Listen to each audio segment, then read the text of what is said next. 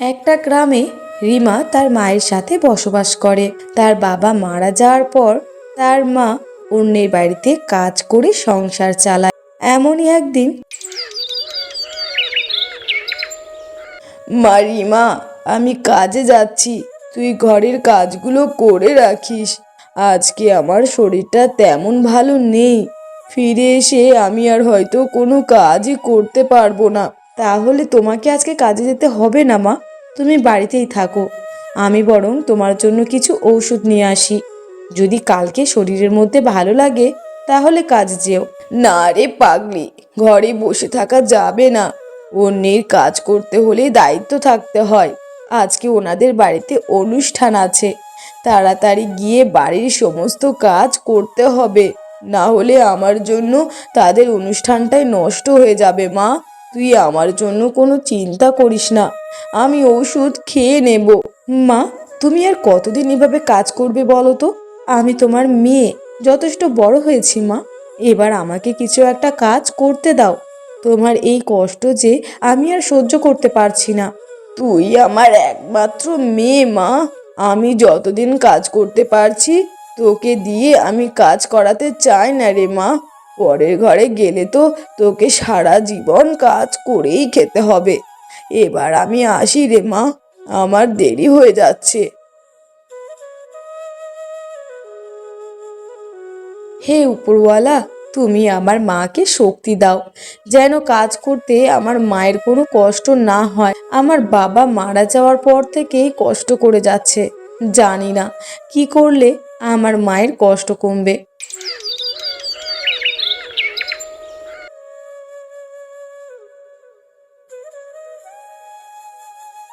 কি ব্যাপার মিনা, তোমার আসতে এত দেরি হলো কেন? তোমাকে তো কালকে বলে দিয়েছিলাম যেন তাড়াতাড়ি এসে বাড়ির সমস্ত কাজ করো। আসলে দিদি, আমি তাড়াতাড়ি আসতে চেয়েছিলাম, কিন্তু আজকে আমার শরীরটা তেমন ভালো নেই। সকালে উঠে দেখি অনেক জ্বর হয়েছে, তাই ওষুধ খেয়ে তারপর এই কারণেই দেরি হলো। শোনো, সব সময় তোমার এই অজুহাত আমি শুনবো না। যদি ঠিকভাবে কাজ না করো তাহলে আমি তোমার জায়গায় অন্য কাউকে নেব।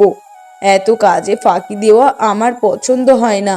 না দিদি, আপনি এমনটা করবেন না, আমি সব কাজ সময় মতো করে দেব, আর কখনো এমন হবে না। এবারের মতো মাফ করে দিন দিদি। ঠিক আছে, যাও, দেরি করো না, সব ঘরগুলো পরিষ্কার করে ফেলো, কিছুক্ষণ পরেই লোকজন আসতে শুরু করবে। এরপর রত্না দেবী সব ঘরগুলো তাড়াতাড়ি পরিষ্কার করতে লাগে।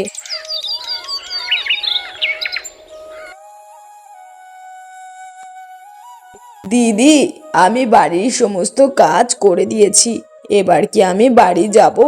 আজকে তাড়াতাড়ি বাড়ি যাওয়া হবে না, আমাদের সবার খাওয়া শেষ হয়ে গেলে থালা বাসনগুলো পরিষ্কার করে তবেই তুমি বাড়ি যাবে। তাই আজ বাড়ি যেতে তোমার অনেক রাত হবে। এখন যাও, খুঁজে দেখো অন্য কোনো কাজ আছে কিনা।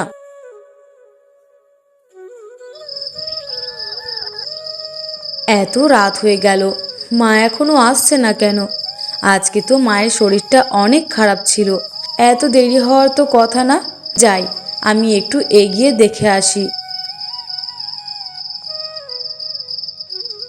তোকে কোথাও যেতে হবে না মা, আমি চলে এসেছি। মা, তুমি আজকে এত দেরি করলে কেন? তোমাকে তো আমি বারবার বলে দিয়েছিলাম যে তাড়াতাড়ি বাড়ি ফিরতে। অন্যের কাজ করতে হলে নিজের সুবিধা মতো কাজ করা যায় না রে মা। আজকে তাদের বাড়িতে অনুষ্ঠান ছিল, তাই কাজ শেষ করতে করতে দেরি হয়ে গেল। মা, তুমি কাজ করো বলে কি তারা তোমাকে মানুষ মনে করবে না? শরীর খারাপ থাকলে তো তাদের উচিত তোমাকে কিছুদিনের জন্য ছুটি দেওয়া, এটা তাদের দায়িত্বের মধ্যে পড়ে। দেখো তো, তোমার চোখ মুখ কেমন শুকিয়ে গেছে, সারাদিন কিচ্ছু খাওনি। জ্বরের মুখ তো, তাই কিছু খেতে পারিনি। দুপুরে একটা রুটি আর কলা খেয়েছিলাম। হ্যাঁ, আমি বুঝতে পেরেছি তুমি কি জন্য খাওনি। আসলে তোমাকে এত কাজ দিয়েছে যে তুমি খাওয়ার সময়ই পাওনি। এবার যাও, হাত মুখ ধুয়ে নাও, আমি তোমার জন্য 2-3 রকমের ভর্তা করেছি। দেখবে যে কোনো একটা ভর্তা দিয়ে তুমি ঠিকই ভাত খেতে পারবে। আচ্ছা রিমার মা, তুমি আর কতদিন অন্যের বাড়িতে কাজ করে এভাবে সংসার চালাবে বলো তো? তোমার মেয়েটাকে এবার বিয়ে দাও, দেখবে তোমার জামাই সংসার চালাবে, তোমাকে কষ্ট করে আর কাজ করতে হবে না। কি বলছেন কি দিদি? আমি কখনোই আমার মেয়ের জামাইয়ের উপরে আমার সংসারের ভার চাপাতে চাই না। যদি সে নিজের ইচ্ছায় কিছু করতে চায় সেটা আলাদা বিষয়। তা এতদিন পর হঠাৎ করে আমার বাড়িতে আপনি কেন আসলেন? কোনো কি দরকার আছে? আসলে আমার সংসারে অনেক কাজ, তাই তেমনভাবে কোথাও যেতে পারি না। আজকে একটা দরকারেই তোমার কাছে এসেছি। তোমার মেয়ে রিমার তো বিয়ের বয়স হয়েছে, ও দেখতেও অনেক সুন্দর, তাই আমার ভাইয়ের ছেলের সাথে বিয়ে দিতে চাই। ওরা সবাই তোমার মেয়েকে দেখেছে, সবারই খুব পছন্দ। এবার তুমি রাজি থাকলেই বিয়েটা হবে। আমার ঘরে বিয়ের উপযোগী একটা মেয়ে আছে, তাই যে কেউ বিয়ের প্রস্তাব নিয়ে আসতেই পারে। কিন্তু মা হিসাবে আমার দায়িত্ব একটা, যোগ্য পাত্রের হাতে আমার মেয়েকে তুলে দেওয়া। কথাটা তুমি ঠিকই বলেছ। আমার ভাইয়ের ছেলে লেখাপড়া জানে, চাকরি করে, ওদের টাকা পয়সার কোনো অভাব নেই। একমাত্র ছেলে, সবই তার। তোমার মেয়ে খুব ভালো থাকবে দিদি। আমি টাকা পয়সা দেখে মেয়ের বিয়ে দিতে চাই না গো। আগেই বলেছি, পাত্রকে যোগ্য হতে হবে। আমার মনে হয় আপনার ভাইয়ের ছেলে আমার রিমার জন্য যোগ্য না। তার বিষয়ে আমি সব কিছুই জানি। সে কেমন ছেলে সেটা জানা আমার বাকি নেই। বুঝতে পেরেছি তুমি কিসের কথা বলছো। শোনো, বড়লোকের ছেলেমেয়েরা এসব নেশাভানি একটু করে, এটা স্বাভাবিক। বিয়ে হয়ে যাওয়ার পরে তো এসব ছেড়েও দিতে পারে। দেখেন, আপনাকে আমি সম্মানের সাথেই বলছি, আপনি আমার বাড়ি থেকে চলে যান। আমি কোনো বড়লোক বাবার ছেলের সাথে আমার মেয়েকে বিয়ে দিতে চাই না। তাই দ্বিতীয়বার আর এই বিষয় নিয়ে আমাকে বলবেন না। বাবা, দিদি, তোমার তো এত অহংকার। আমি আমার ভাইয়ের ছেলের সাথে বিয়ের কথা বলছি, আর তুমি নেশাখোর বলে ওকে অপমান করছো। তুমি অন্যের বাড়িতে কাজ করে খাও, এর চাইতে ভালো ছেলে তুমি আর জীবনে চোখেও দেখতে পারবে না। আমিও দেখব তুমি কত ভালো ছেলের সাথে তোমার মেয়েকে বিয়ে দাও। এমনভাবে বেশ কিছুদিন অতিবাহিত হয়। মা, তোমার কি হয়েছে? এভাবে শুয়ে আছো কেন? কখনো তো এত বেলা অবধি তুমি শুয়ে থাকো না। মা, রিমা, আমার শরীরটা ভালো নেই রে মা। আমি বিছানা থেকে উঠতেই পারছি না। এখন যে কি করব, কাজে না গেলে যে তারা অন্য কাউকে কাজে নিয়ে নেবে। মা, তোমার এত শরীর খারাপ, তুমি এখন এসব নিয়ে ভাবছো? এখন শুধু নিজে সুস্থ হওয়ার চেষ্টা করো। তুমি ছাড়া যে আমার আর কেউ নেই। তোমাকে এভাবে দেখতে খুব কষ্ট হচ্ছে মা। রিমা, মা, তুই আমার হয়ে কিছুদিন ওই বাড়িতে কাজ কর না মা, না হলে আমাদের না খেয়ে মরতে হবে। অনেক কষ্টে কাজটা পেয়েছি, এটা আমি হারাতে চাই না। এখন তুই কিছুদিন কর, আমি সুস্থ হলে কাজে যাব। ঠিক আছে মা, আমি না হয় যাব, কিন্তু এখন তোমাকে এভাবে একা রেখে আমি কোথাও যেতে চাই না। তুমি একটু সুস্থ হও, তারপর যাব। না রে মা, তুই এখনই যা। আজ তাদের বাড়িতে অনেক কাজ, দেরি করা যাবে না। আর আমাকে নিয়ে চিন্তা করিস না, আমি ঠিক থাকবো।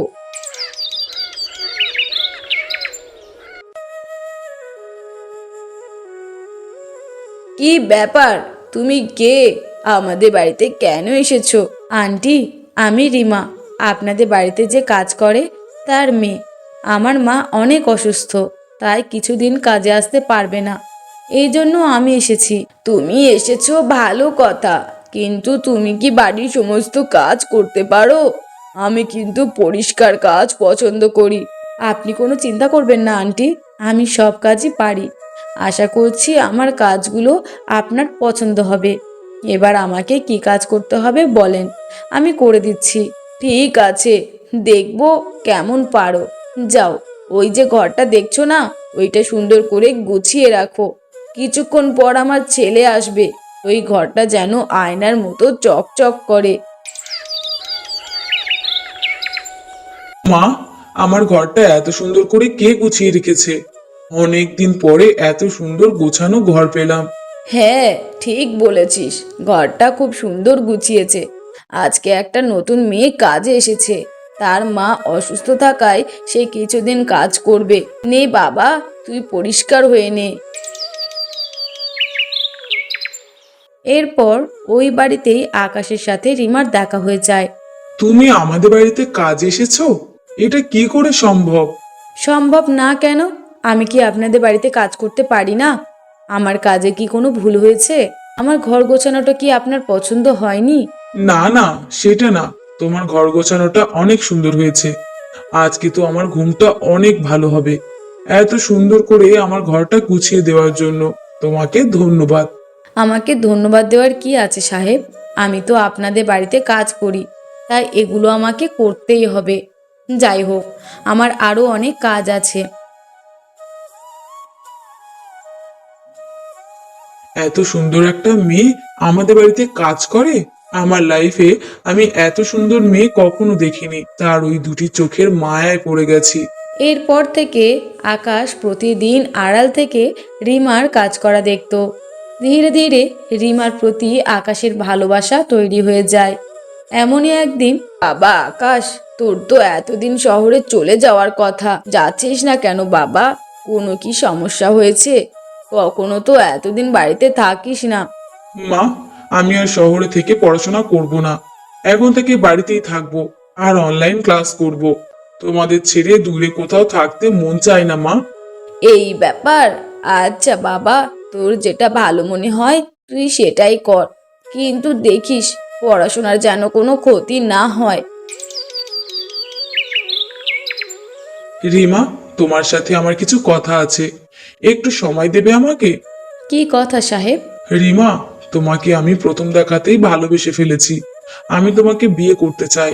তোমাকে ছাড়া আমার কিছুই ভালো লাগে না। তোমার মনে কি আমার জন্য একটু জায়গা হবে? এসব আপনি কি বলছেন কি সাহেব?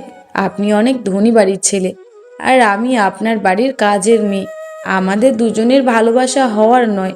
দয়া করে আর কখনো আমাকে এইসব কথা বলবেন না। আপনি যেমন, ঠিক তেমন পরিবারের একটা মেয়েকে বিয়ে করুন। শোনো রিমা, আমি তোমাকে ছাড়া আর কাউকে আমার মনে জায়গা দিতে পারবো না। আমি তোমাকে ভালোবাসি আর তোমাকেই বিয়ে করব। দয়া করে তুমি আমাকে ফিরিয়ে দিও না। বললাম তো, আপনার আর আমার কখনোই মিল হবে না। কারণ আমরা দুই ধরনের মানুষ। ধনী আর গরিবের কখনো ভালোবাসা হয় না। আপনার এই ভালোবাসা কেউ মেনে নেবে না। আমাকে বিয়ে করলে আপনার পরিবার হারাবেন। আপনি আপনার পরিবারকে নিয়ে ভালো থাকুন। আমি কাল থেকে আর কাজে আসবো না। আমাকে যত আপনি দেখবেন তত আপনার খারাপ লাগবে, আর এটা আমি চাই না।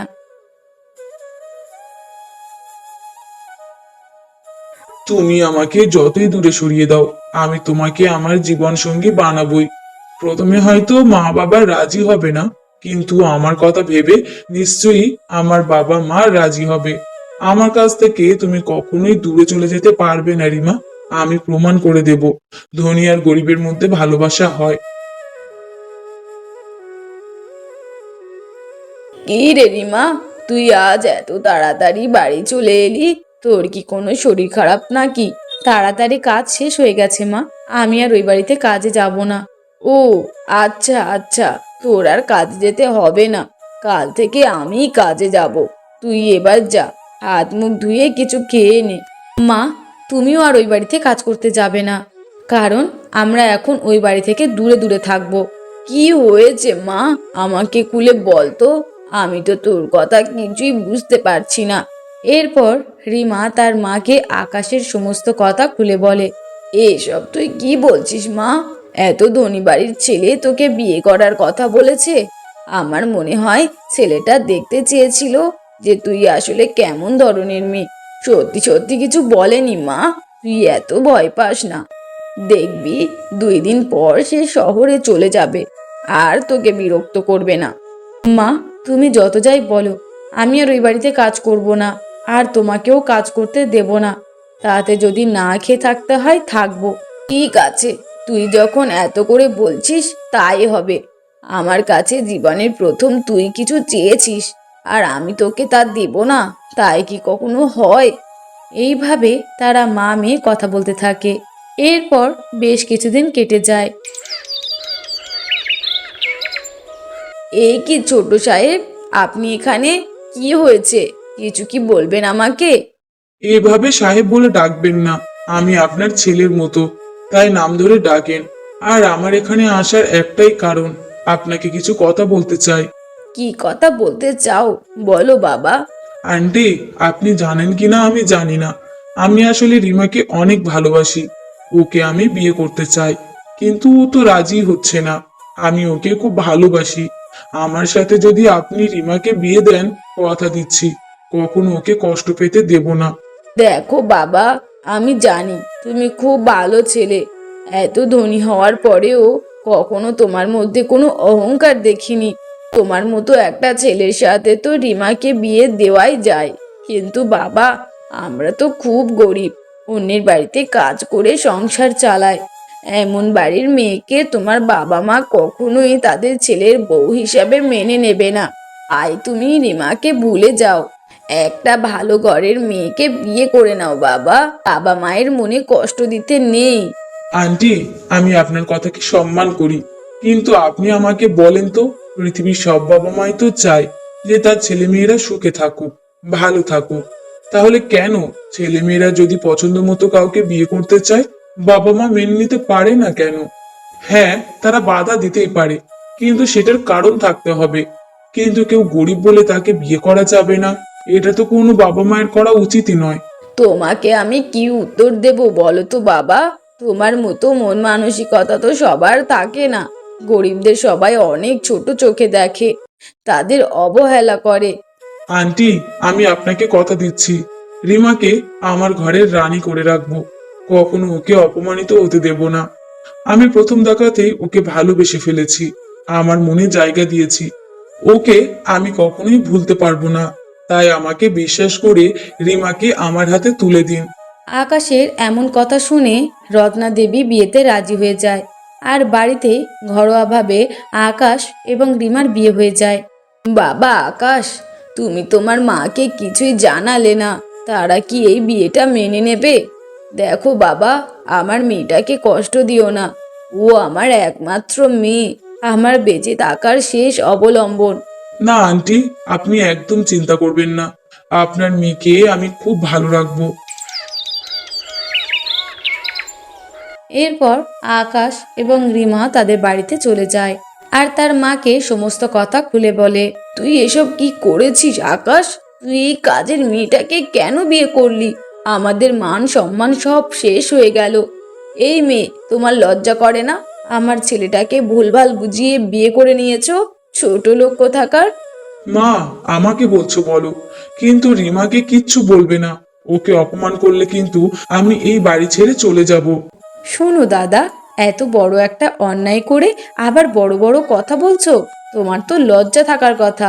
বাড়িতে কাজের লোকের মেয়েকে বিয়ে করেছো তুমি। তুমি কি করে পারলে এটা মায়ের মনে এতটা কষ্ট দিতে? রিমার মা অন্যের বাড়িতে সৎ পথে কাজ করে সংসার চালায়, চুরি তো করে না। তাই এই কাজটাকেও সম্মান করতে শেখো, মানুষকে সম্মান করো।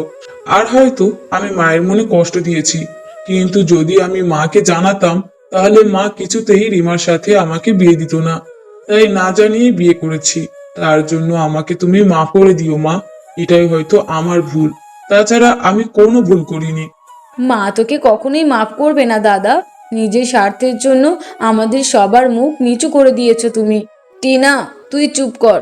আকাশ, তুই রিমাকে নিয়ে ঘরে যা। যেহেতু একবার বিয়েটা করে ফেলেছিস, ওকে তো আমাদেরকে মেনে নিতেই হবে। ধীরে ধীরে সব ঠিক হয়ে যাবে, তোরা ঘরে যা। মা, তুমি এসব কি করলে? ওই মেয়েটাকে মেনে নিলে? আচ্ছা টিনা, তোর কি মনে হয় আকাশ এসব নিজের ইচ্ছায় করেছে? যে ছেলে আমার অনুমতি না নিয়ে একটা কাজও করে না, সে আমাকে না জানিয়ে বিয়ে করে নিল। নিশ্চয়ই এরা মা মেয়ে আমার ছেলেটাকে বশ করে বিয়ে দিয়েছে, যেন এরা এত টাকা পয়সা ভোগ করতে পারে। কিন্তু আমি ওদের এই আশা ভেঙে তছনছ করে দেব। ও, বুঝতে পেরেছি মা, তোমার আর কিছু বলতে হবে না। এভাবেই তারা দুইজন কথা বলতে থাকে। বেশ কিছুদিন কেটে যাওয়ার পর আকাশ শহরে একটা চাকরি করতে লাগে আর অন্যদিকে টিনা আর তার মা রিমাকে নানাভাবে অপমান করতে থাকে, কিন্তু রিমা কখনোই এসব আকাশকে বলে না। এমনভাবে আরও কিছুদিন কেটে যায়। তোমাকে আমি কখন চা আনতে বলেছি, এখনো আমার চা দাওনি কেন? আসলে মা, ঘরের অন্যান্য কাজ করতে গিয়ে ভুলে গিয়েছিলাম, এখনই নিয়ে আসছি। জানো তো, তোমার মতো নির্লজ্জ মেয়ে আমি আর কোথাও দেখিনি। একে তো তোমরা আমার ছেলেটাকে বশ করে বিয়ে করেছো, আবার ভালোভাবে সংসারের কাজও করো না। আরে, তোমাকে তো রাস্তার ভিখারিও বিয়ে করতো না, ছোট লোকের মেয়ে কোথাকার। এত কথা বলি, তবুও তোমার লজ্জা হয় না? এই বাড়ি ছেড়ে চলে যেতে পারো তো। আমাকে যা বলার বলেন, কিন্তু দয়া করে আমার মা বাবাকে নিয়ে কোনো বাজে কথা বলবেন না। যদি কেউ অন্যায় করে, সেটা আমি করেছি। আমাকে যা বলার বলেন, কিন্তু একটা কথা মনে রাখবেন, আমি মরে গেলেও আপনার ছেলেকে ছেড়ে কোথাও যাব না। কারণ আমাদের বিয়ে হয়ে গিয়েছে, আর বিয়ে একটাই হয়। তোর এত বড় সাহস, আমার মুখে মুখে কথা বলিস? অসভ্য মেয়ে কোথাকার! আমি তোকে আজ মেরেই ফেলবো, দেখ তোর কি হাল করি। সেই সময় আকাশ সেখানে উপস্থিত হয়। মা, এটা তুমি কি করছো? তুমি রিমাকে মারবে? আর তুমি ওকে প্রতিনিয়ত এইভাবে অপমান করো? ছি মা, ছি। তোমাকে বিশ্বাস করে আমি ভুল করেছি। ভেবেছিলাম আমার মা আমার সুখের জন্য হয়তো রিমাকে মেনে নিয়েছে, কিন্তু না, সে আমার অনুপস্থিতিতে আমার ভালোবাসার মানুষকে মারছে, অপমান করছে। এটা দেখার আগে আমার মরণ হলো না কেন? ওর মা আর ও একটা লোভী। এরা সম্পত্তি দেখে লোভ সামলাতে পারেনি, তাই তোকে বশ করে এই রিমার সাথে বিয়ে দিয়েছে। তুই এই মেয়েটাকে ছেড়ে দে বাবা, তোকে আমি অনেক সুন্দরী আর ভালো একটা মেয়ে দেখে বিয়ে দেব। মা, আমি রিমাকে কখনোই আমার মন থেকে সরাতে পারবো না। আমি বুঝে গেছি তুমি কখনোই আমার রিমাকে মেনে নিতে পারবে না। তাই আজই আমি রিমাকে নিয়ে এই বাড়ি ছেড়ে চলে যাব। আর তোমার জন্য আমার দরজা সব সময় খোলা মা। কখনো যদি অনুতপ্ত হও, তাহলে আমার কাছে যেও। তোমাকেও আমি খুব ভালোবাসি মা, কিন্তু এই ভালোবাসার জন্য রিমাকে ছাড়তে পারবো না। ভালো থেকো তুমি। এই বলে আকাশ রিমাকে নিয়ে বাড়ি ছেড়ে চলে যায়।